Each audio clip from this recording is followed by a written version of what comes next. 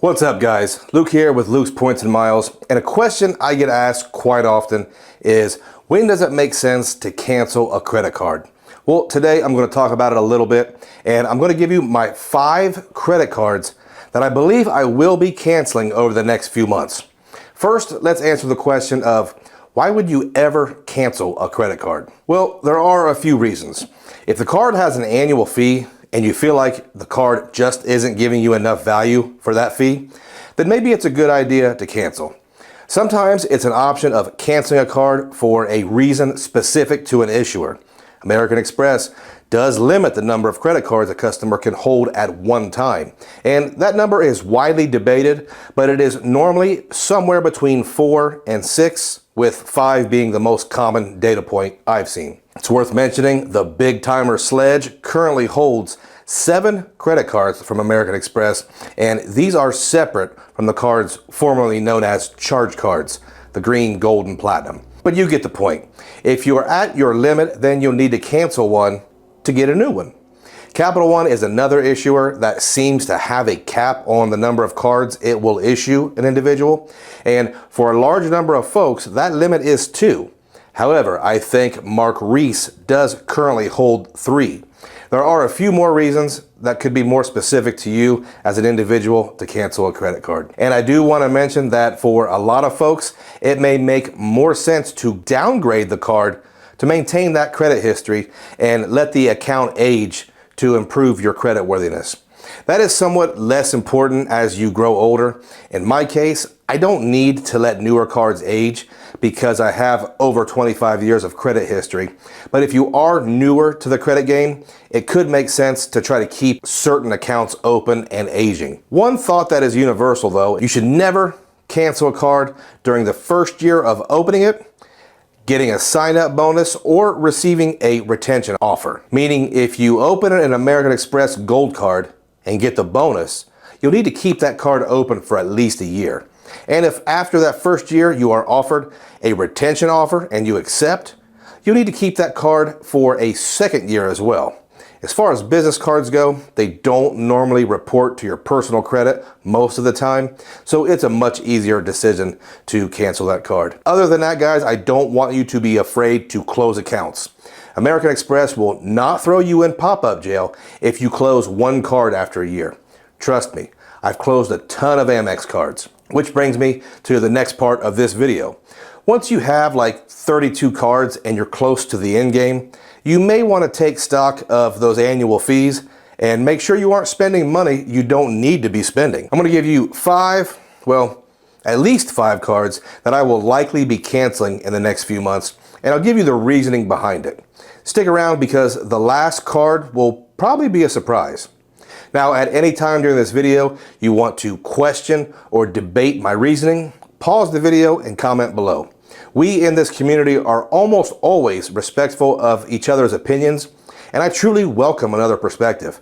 You can actually change my mind. Let's start this one off with an easy one, but one you may not have had on your mind. This is the Chase Sapphire Preferred. I don't really have the need for the CSP, and I think it's a fairly poor card that Chase suckers folks in to make their ecosystem at least marginal. The earnings are terrible. The hotel credit of $50 a year is almost useless, although I was able to make use of it this year. The travel and purchase protections are good on the card, and I can understand why some folks feel obligated to have it, but I also hold the Chase Business Ink Preferred, which I prefer to this card. They both have a $95 annual fee, so one needs to go. Now, I may have been just a little misleading here because I'm not actually going to cancel the CSP, but I'm going to do a product change to a card that is more useful to me. This is a good move because right now I'm way over 524, so I won't be approved for any Chase consumer cards, so it makes sense as a way to pick up a card that I will use and will complement my existing Chase setup.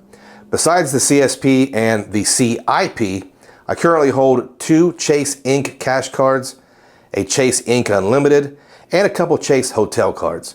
So the most practical card for me would likely be the Freedom Flex. It would give me some access to 5X categories and a way to build up a few UR points. Another option could be, since the cap on the Freedom Flex makes it a little less appealing for me, would be to upgrade to a Chase Sapphire Reserve. I've wanted to test drive the Reserve for a long time, and I think I could get massive value from just booking domestic economy travel with it. We shall see, but the CSP is definitely walking the plank. Next up is another Chase card. I don't see any reason to keep the Chase Hyatt business card at all. It has a $199 annual fee, but it does come with two $50 credits a year that are really easy to use. So it really is a $99 card. The fee is also a business expense, but the card just doesn't offer anything past the initial bonus.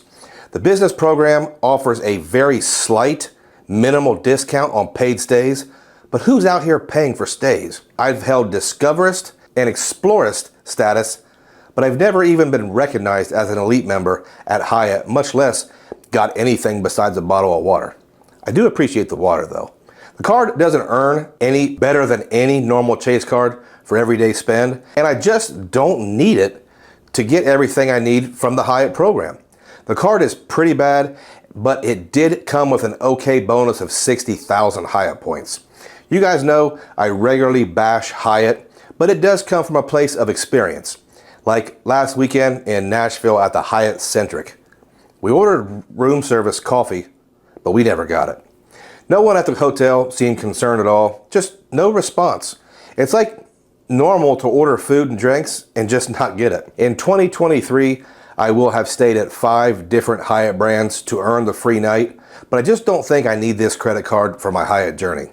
Unless there's some type of rebrand, this is an easy cancel. Guys, if you want more information on any of these cards mentioned in this video, or really any card at all, you can support the channel by checking out my super organized card link in the description below. Using my link helps out the channel, and it allows me to provide you with mostly sponsor-free content.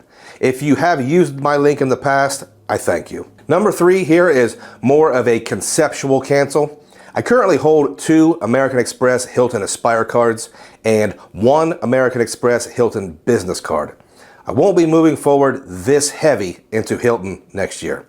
I'm not exactly sure the best strategy yet, but I think it looks something like this. I may downgrade 1 Aspire to a Surpass and then cancel the business card. This saves me $450 annually, and it still gives me plenty of opportunity to earn Hilton Honors points and use the benefits.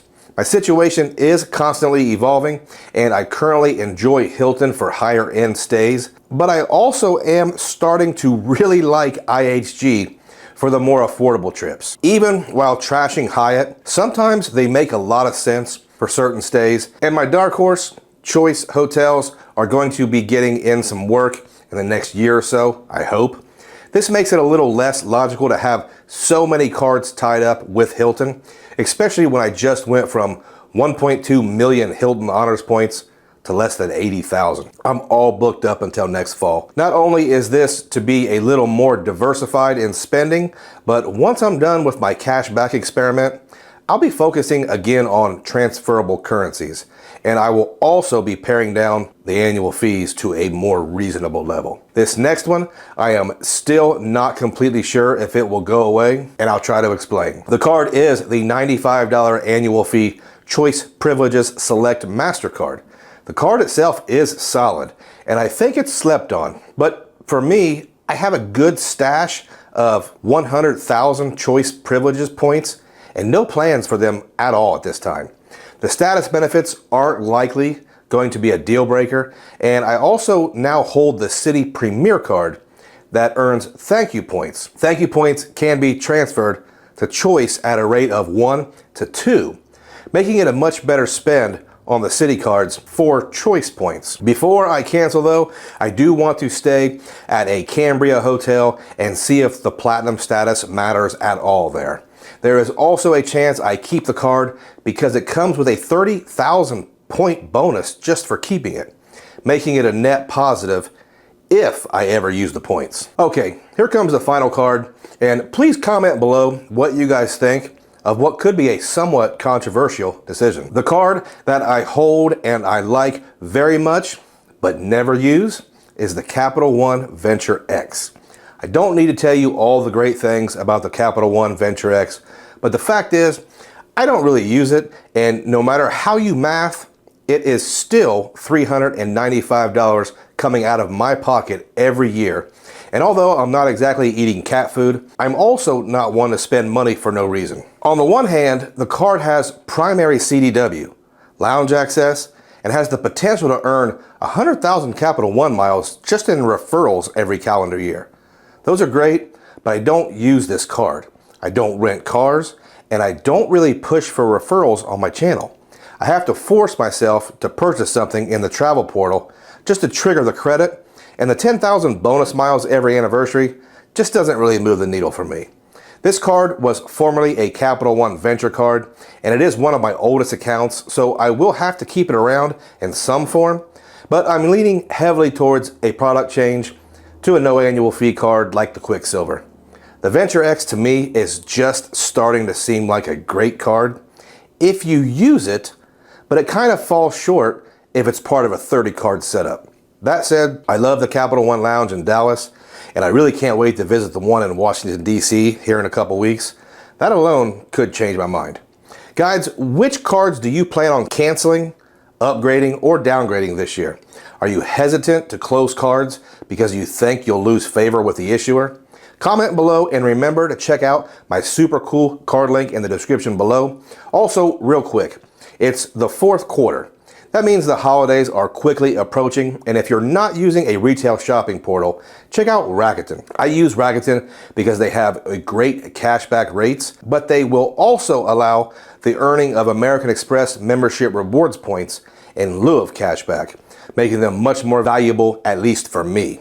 Use my link in the description below and you will earn $30 cashback or 3,000 Amex MR points on your very first purchase. Do it, it's free money. That is it for me, guys. If you stayed around all the way to the end, I thank you. I appreciate every single one of you.